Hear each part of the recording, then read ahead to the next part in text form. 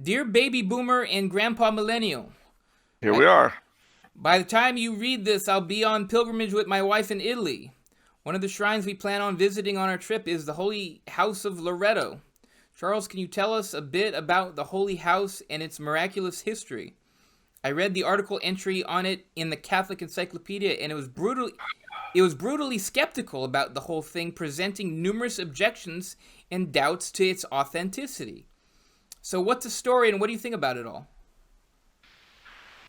Well, there's a little bit of St. John's Eve synchronicity burning into this stuff Hmm. because in Montague Summers's foreword to the Malleus Maleficarum, he includes a huge condemnation of Father Herbert Thurston. Father Herbert Thurston was the man who wrote the article on the Holy House of Loreto in the Catholic Encyclopedia. Wow.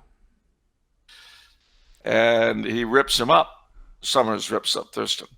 He points out that Thurston would always cast doubt on traditional stories of the saints, etc., was always ready to believe any psychic phenomena or spiritualist tales.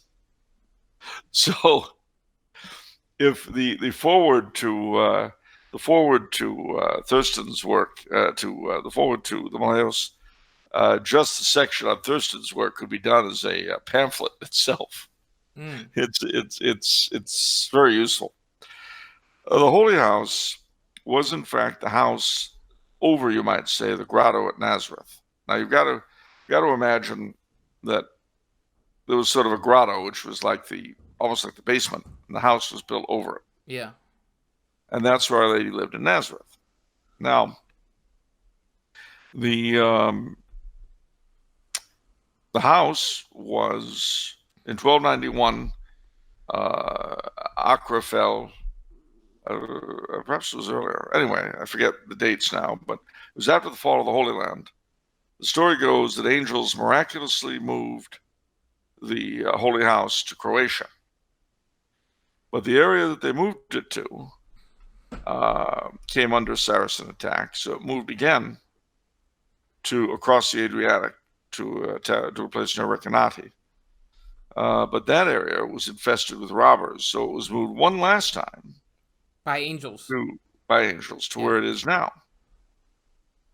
Okay, so what do we have to prove this? Well, the people of Loreto had a hard time believing that this thing that suddenly appeared, like the house in the Wizard of Oz, um, could be what they understood it to be. So they sent people back to Nazareth, and they found that the house was gone. And the measurements were the same as the one they had. The house is constructed out of Palestinian stone, and there are even pilgrims' markings on the interior predating the Crusades. Wait, I'm a little confused. So, what do you mean the house was gone? Like, what time period was this? Where? We're about the time that the house showed up in Loreto, and So, I forget why so they when knew is it was that? the house. The 1200s. So, okay, so that was a landmark house Yeah, for 12 centuries. yeah. Okay, And and then then it and was then it just gone. disappeared, and then it's like, oh, Poof. Not there anymore. Bye bye. No more. So sad. Bye bye. It went away. It went bye bye. okay. And so the biggest trademark is the Palestinian stone.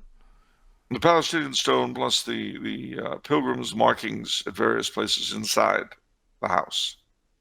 The sort of markings that were made before the Crusades. What kind of marking? I mean, was like Oh, random things, crosses, and that kind of thing. They can tell by the style that they're done in. interesting. So, um, Couldn't that be forged though? I mean, just playing devil's advocate here. I mean, couldn't that be forged? I mean, how is that a not signature?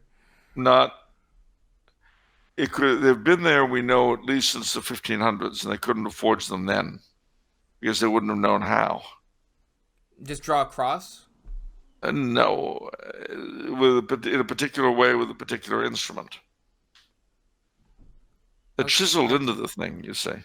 they chiseled into the thing a particular symbol, or Yeah, particular cross and so okay. forth.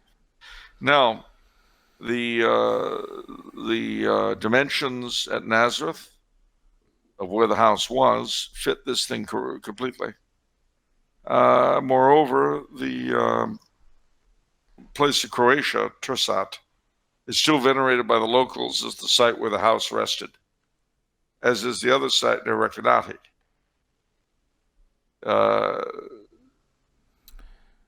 People have tried to come up with explanations for this, not involving angels. One of them being the supposition that it was brought by sea by a family called Angelos, which they would hope would somehow take away the miraculous element. But no. I'm afraid the Holy House of Loreto is a living contradiction to everything in our everyday life.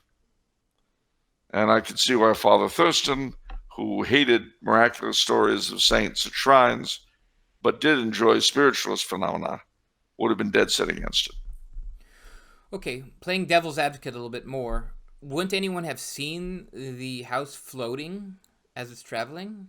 I mean, you would think somebody would have seen it. What, if it were flying at the level an airplane would fly today? I don't know. Is that what it did? We don't know that it did that. No, we don't know how it flew. We just know that it flew.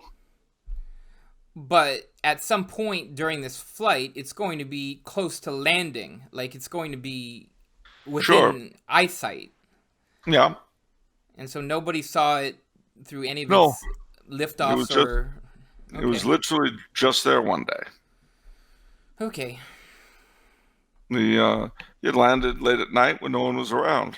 By the way, all the places it landed in were fairly desolate. Oh, I see. It's not like it landed. I mean, Loreto is really built up now, but it's built up because of the shrine. When it landed there was nothing. I see. Okay. It's not like it's set down in the middle of Times Square at midnight. Yeah. Okay. And incidentally, the House of Loreto is one of my favorite miracles. Because it's, as we've talked about this before, as you say, because it's one of the most annoying for skeptics. It's just, and they've got to come up with anything they can. What if? Yeah, what if? Yeah. What if a supersonic? What if aliens came and transmogrified it? Okay. What if it became sentient and flew through the air on its own? All right.